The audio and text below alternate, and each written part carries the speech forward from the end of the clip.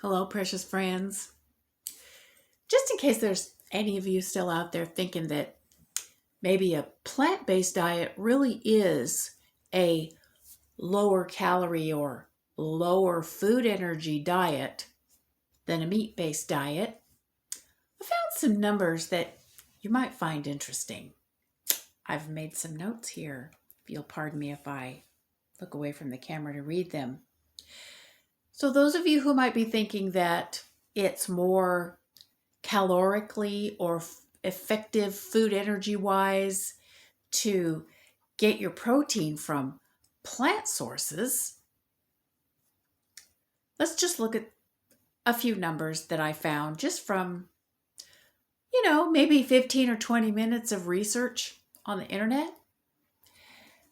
A pound of 85% lean and 15% fat ground beef. Now, this is lean ground beef. The protein for 70/30 will be somewhat less, but a pound of ground beef is not an unusual amount for a person of my size to be absolutely satisfied on for a whole day's worth of food. Sometimes throw in an egg or two here or there. But a pound of meat is a pretty typical amount for an average size woman, or even a slightly smaller statured than average man. Okay?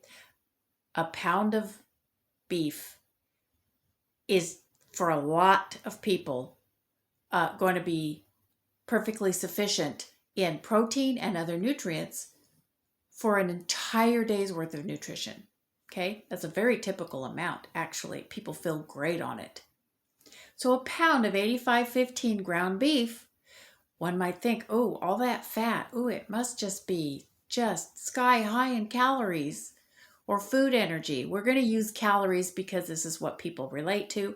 I don't happen to think it's a great metric, but if you feel like tracking your food energy intake in forms of calories is something that you want to do, or something that you feels comfortable for you, here's some information.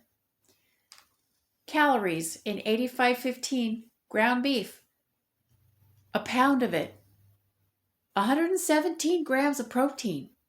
That's a really good amount, unless you're really big or really muscular or like an endurance athlete. Very likely that's going to be enough for you, especially like someone who's a moderately heavy woman like myself. If you're smaller of stature, you might not even need quite as much. The calories, the calorie cost, the food energy cost for that 117 grams of complete protein, by the way, plus all the other vitamins and minerals really you need in a day, seriously, is 1,125 calories. I'm serious, not even 1,200 calories, including all the fat. That is considered a low calorie or restricted calorie diet. Okay, that's beef. 85% lean, 15% fat.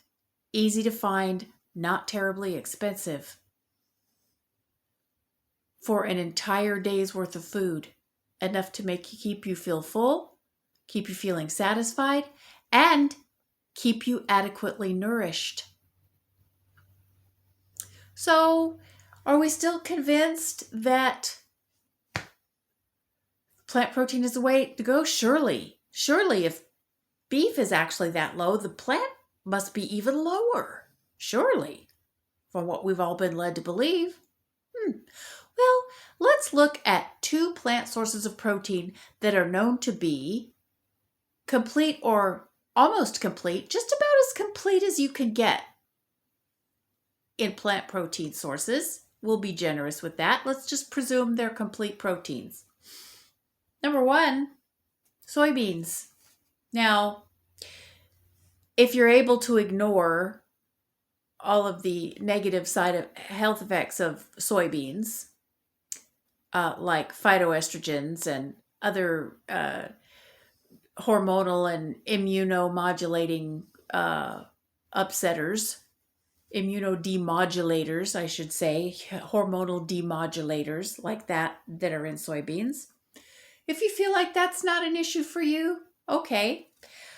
To get an equivalent amount of protein, let's say around about 100 grams of protein in a day, which is a moderate protein diet for a person of my size. Okay, that's not a high protein diet, that's a moderate protein diet. Soybeans, you're going to have to, now soybeans are only 80% bioavailable, so you have to eat more of them. The protein in beef is 100% bioavailable. There's nothing that's blocking it off. There's no protein or amino acids in there that are going to give you a problem. Everything in the beef is directly bioavailable to your body. All your body needs to do is break it down, and when it gets to the small intestines, just sucks it up happily and sends it off where it needs to go. The protein in soybeans, however, needs to have additional processing by your body. And therefore, you lose about 20% of the crude protein that is in soybeans. So to get an equivalent amount, about 100 grams of protein, you're going to need to eat 1,550 calories worth of soybeans.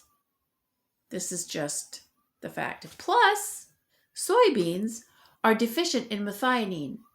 So you'll need to eat something else to up your methionine level. So in order to get enough methionine on top of the soybeans, you're going to have to eat about 100 grams of Brazil nuts, which is 656 additional calories, which leads it to be about 2,200 calories, or 100 grams of spirulina. Have you ever eaten spirulina? There's a reason why people don't eat spirulina, or reason why people put it in sweet milkshakes, because it tastes terrible, folks. I'm telling you, it's gross. People take it in gel capsules, but you'd have to swallow a lot of gel caps to get 100 grams of spirulina. 100 grams of spirulina will give you the amount of methionine you need at a cost of an additional 320 calories, which is over 1,800 calories, 1,870 calories, by the way.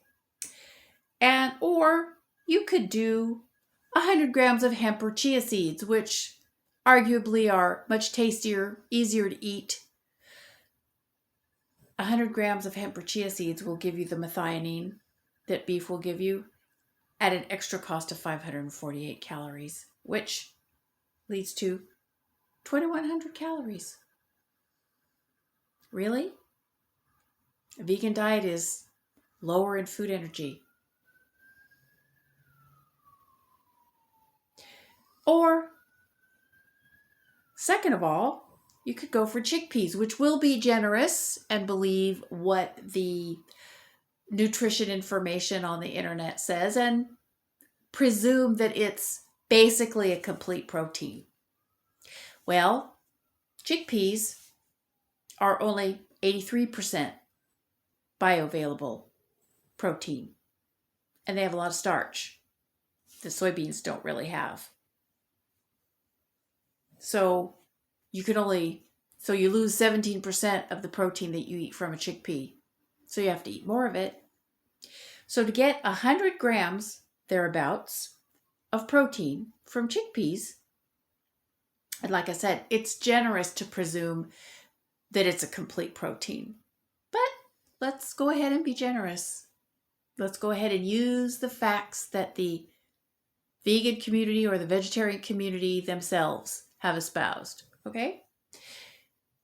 For 100 grams of bioavailable protein from chickpeas, you have to eat 2,360 calories in a day. Okay? That should be enough information.